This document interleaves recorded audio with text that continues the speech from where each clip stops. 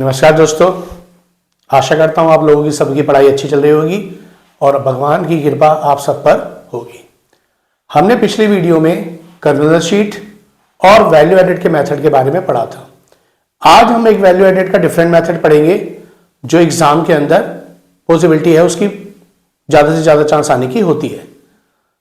ये आपके सामने क्वेश्चन है, इसके अंदर आपको पर्टिकुलर लिखे हुए हैं। अब इसमें हमें निकालना है सेल्स।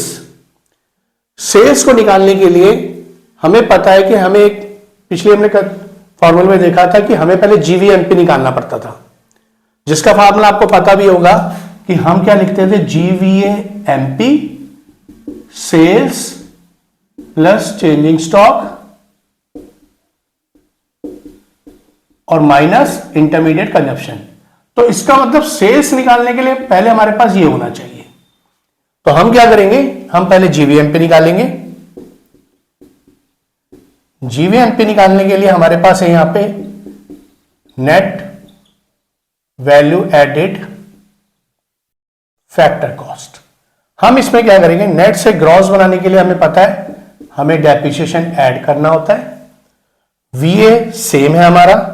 एमपी बनाने के लिए हमें पता है टैक्स को प्लस करना पड़ता है और सब्सिडी को माइनस करना पड़ता है। यहां पे हम टैक्स की कैटेगरी देख रहे हैं कि हमारे पास सेल्स टैक्स दे रखा है, तो हम क्या करेंगे, सेल्स टैक्स को प्लस करेंगे। जो कि सब्सिडी आपको दे रखी है उसमें सब्सिडी आपको माइनस करनी है। यहां नेट वैल्यू एडेड की है 300, डेप्रिसिएशन आपका 10 है, सेल्स टैक्स आपका 30 है और सब्सिडी आपको गिवन है 5।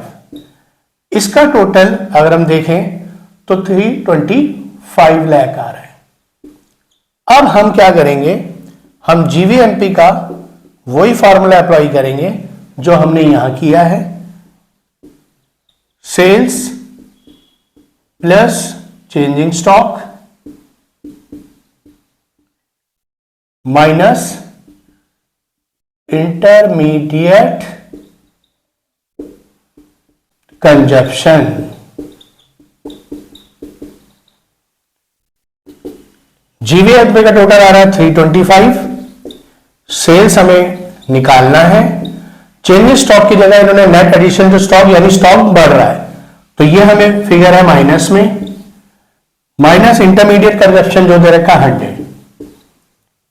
325 ये माइनस में, ये माइनस में 120 इक्वल के इधर जाकर ये हो जाएगा प्लस में। तो सेल्स की वैल्यू हमारे पास आ गई 445। ये हमारी सेल्स की वैल्यू आ गई है। इस तरह का क्वेश्चन एग्जाम में ज्यादातर आने के चांस होते हैं। तो आशा करता हूं आपको ये क्वेश्चन समझ में आ गया होगा। आप इस क्वेश्चन का स्क्रीनशॉट ले सकते हैं और अगर फिर भी आपको कोई प्रॉब्लम हो तो कमेंट बॉक्स में जाकर आप कमेंट कर सकते हैं। इसके साथ कन्वर्जन शीट, क्योंकि पिछले आपको क्लास में बताया गया था वीडियो में, अब मैं इसके साथ कन्वर्जन शीट और वैल्यू एडेड के फॉर्मूले का भी शीट को क्लोज कर दूंगा, जिससे आपको आसानी से इसे समझ में आ जाएगा। वैल्यू एडेड का एक और क्वेश्चन है जिसके अंदर net value added at market price आपको निकालना है। क्योंकि आपको पता है कि वैल्यू एडेड के क्वेश्चन में जीवीएमपी निकलता है, तो पहले हम जीवीएमपी निकालेंगे और उसके बाद हम net value added at market price निकालेंगे। हमें पता है जीवीएमपी निकालने के लिए पहले हमें सेल्स यहां पर है, सेल्स हमें दे रखा है 25। उसके बाद हमें चेंजिंग स्टॉक चाहिए। चेंजिंग स्टॉक यानी नेट चेंजिंग इन स्टॉक वो माइनस में है वैल्यू। उसके बाद हमें पता है इंटरमीडिएट कॉस्ट। इंटरमीडिएट कॉस्ट यहां नहीं है लेकिन रॉ मटेरियल लिखा है, क्योंकि इंटरमीडिएट कॉस्ट का मतलब होता है प्रोडक्शन के ड्यूरिंग जितना भी आपका खर्च होता है मशीन को वैल्यू को छोड़कर। तो रॉ मटेरियल कितना है 6। यहां पर आपने 25 माइनस 8 किया, वैल्यू आपकी आ गई 17। ये आपका आ गया जीवीएमपी। अब हमें क्या निकालना है, एनवीएमपी। एनवीएमपी, अब एनवीएमपी में हम क्या करेंगे, जीवीएमपी लिया। अब यहां पे सब कुछ सेम है, सिर्फ हमें ग्रॉस से नेट बनाना है, तो हमारे पास डेप्रिसिएशन होगा। अब हमें यहां डेप्रिसिएशन नहीं शो रहा, मगर आप पहली वाली लाइन देखें, fix capital good with A life span of 5 year. मैंने आपको कल की वीडियो में भी बताया था कि एक मशीन की टोटल वैल्यू, आप जैसे इसमें देखने में पता चल रहा है कि एक मशीन की जो जीरो वैल्यू हो जाएगी वो 5 ईयर्स में हो जाएगी।